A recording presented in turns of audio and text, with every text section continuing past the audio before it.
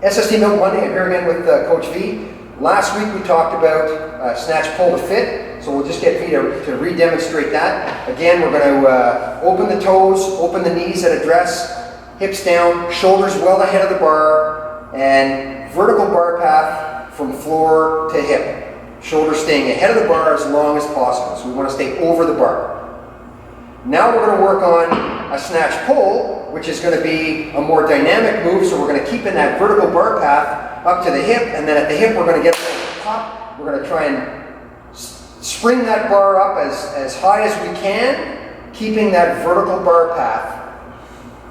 Using the arms, so we're going to get some arm flexion into there after the hip. We don't want to flex the arms prior to reaching the hip, but after the hip we want to get some arm flexion there, and we're prepping for continuing to pull the bar into the slot, so we never stop pulling on the bar.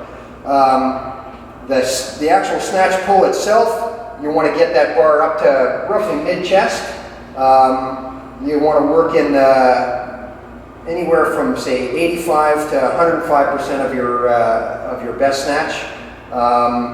Any heavier than that, and you're really not performing the exercise correctly. It's more like a snatch deadlift with a punch at the hips. We want to make sure that that bar path stays vertical. We want to avoid pulling into the hips and firing the back too early, because what happens then, if you'll just demonstrate that and punch the bar out, we get that bar coming out and away from the body, and then you have to make an adjustment in the catch, either stepping ahead to be able to catch the bar, or it's going to be a miss. You're going to actually drive the bar behind you and miss.